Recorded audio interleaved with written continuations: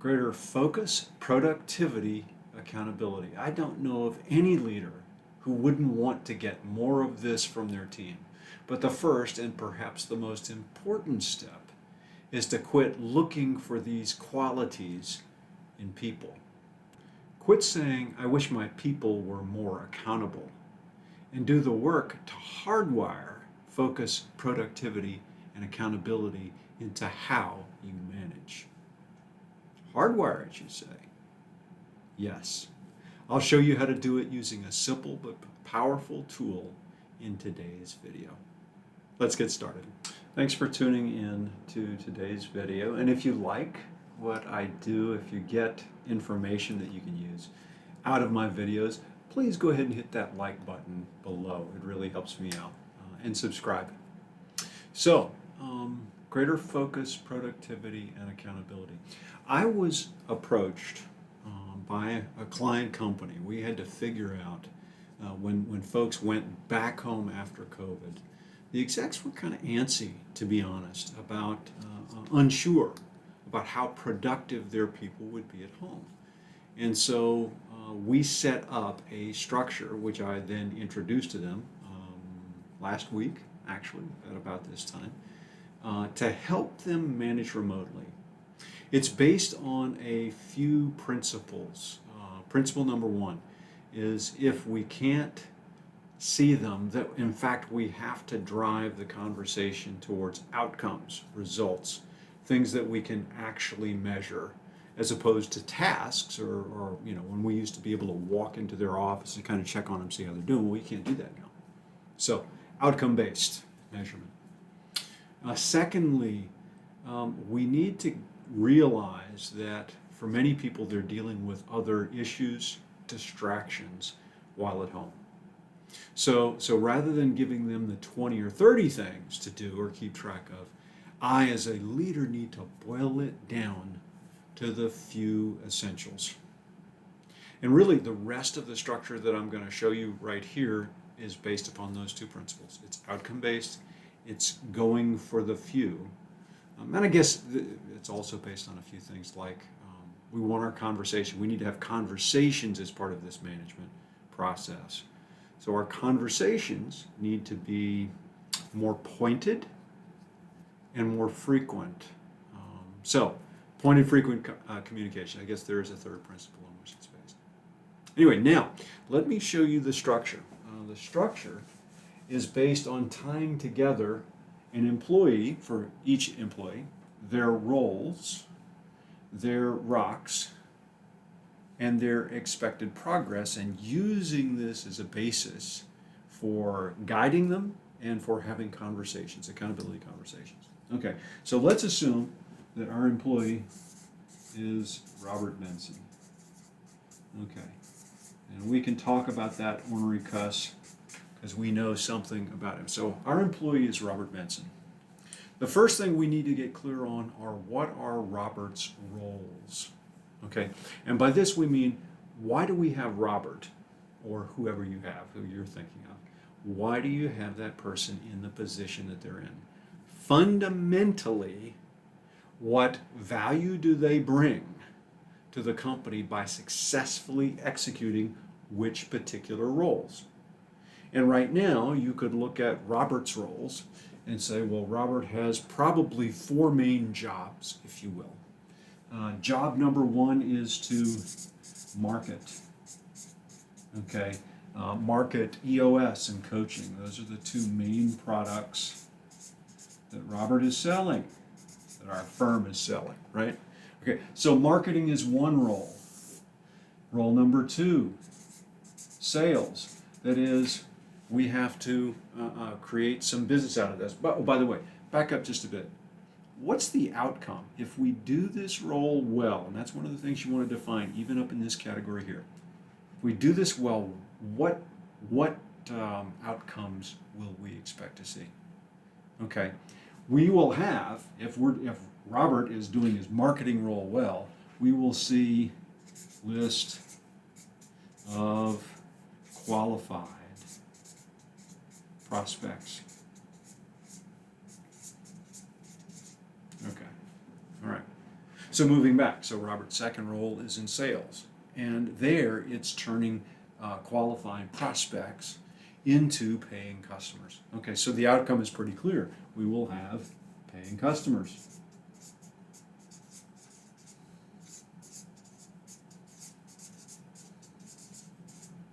Okay. And then I will boil it down and say delivery, right? Facilitation, training and facilitation. And that is, when we get those clients, we serve them so well that in fact the cycle starts all over again. They become brand champions. Okay, so high levels of satisfaction,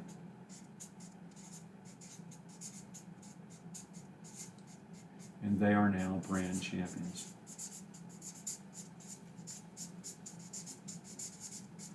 So, and you could really say, does Robert, this wonderful employee, does this person do other things as part of his daily work? Sure. But if I am Robert's manager, I want to focus on what's most important about Robert right now. I'm hoping he's doing those other things. I guess from time to time they may come up, they may be important. But right now, what do I need to laser him into? He's got to be lasered on his marketing, his sales, and his delivery. Okay, so we just took this one employee, and for all the things we did, we boiled it down to 3 essential roles. And we broadly defined the outcomes we need to see them. Now we need to drive it down to rocks. Rocks are 90-day priorities.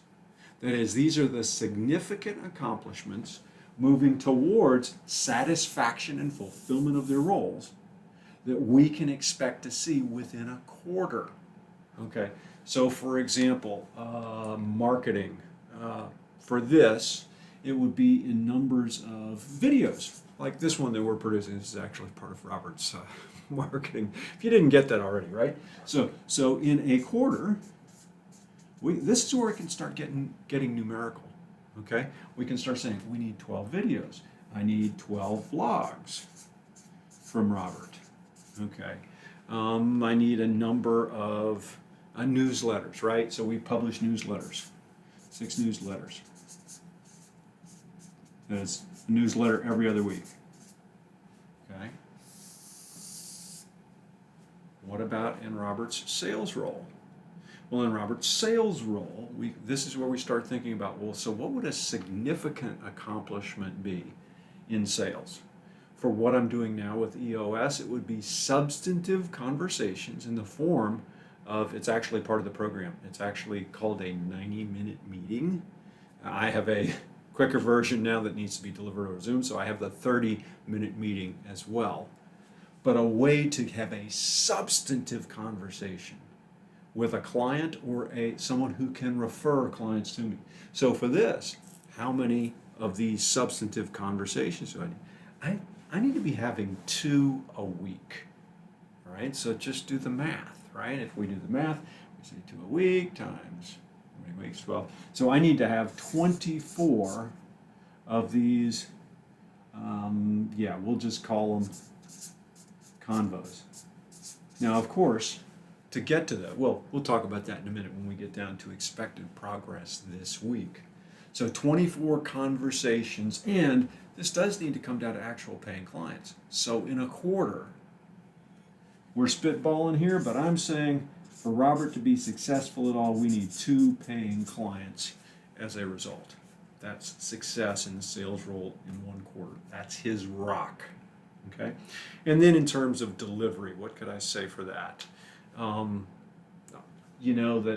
Robert becomes stronger in his delivery.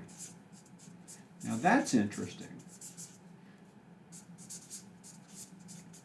How are we now going to measure that? We'll have to look at how we do that when we get down to our expected progress in the week. But now, realizing that we have a little bit of a fuzz here, is what does that mean? How are we going to measure it? We can now move down to expected progress. So, in moving towards these number of videos and blogs and newsletters, which would then signify in a quarter that we're really being successful in our role as marketer. What do I need to see from Robert this week? So Robert this week needs to give me one video, one blog, one newsletter, since we're actually, this is the week for that to happen, so that's got to happen here. One newsletter.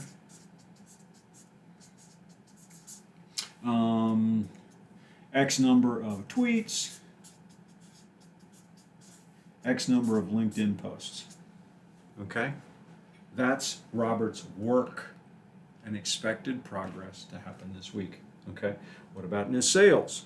Well, we need to have, and as I mentioned this already, 2 of those substantive conversations. Okay? What do I need to see in terms of being stronger in delivery? I have a client that is reaching out to me and we're talking about coaching. And this particular person that I would be coaching needs help in becoming, he's very task oriented. So how does he become more people oriented? And actually I wanted to dig into some particular strategies. Okay, so learn more about, we'll just call them the people strategies that I identified.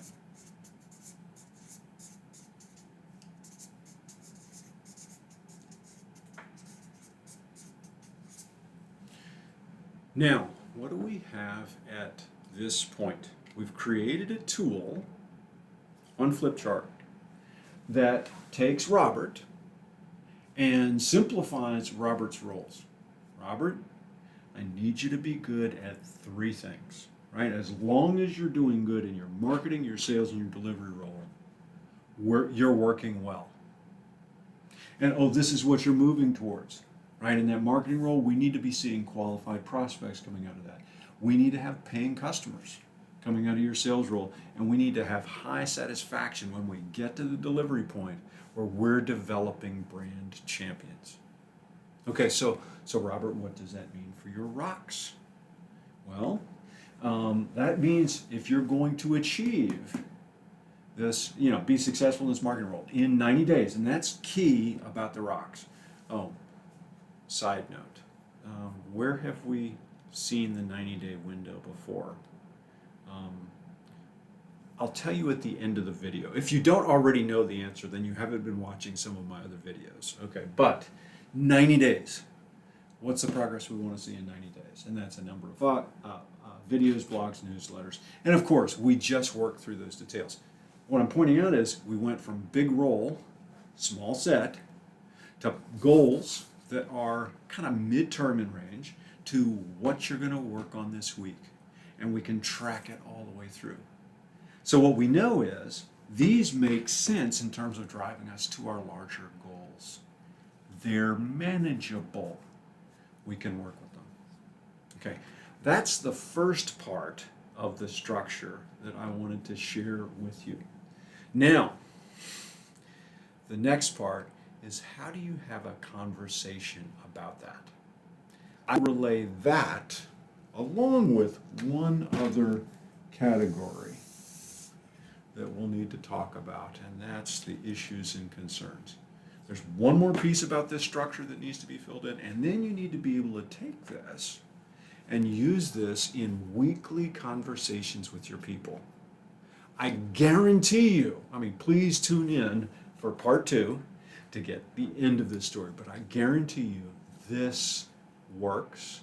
There is no job there's nobody who's too high or too low for this to work for. This is not just for menial laborers. This is for CEOs, CFOs. I guarantee you, at whatever level you're at, we can boil down your work into the fulfillment of essential roles.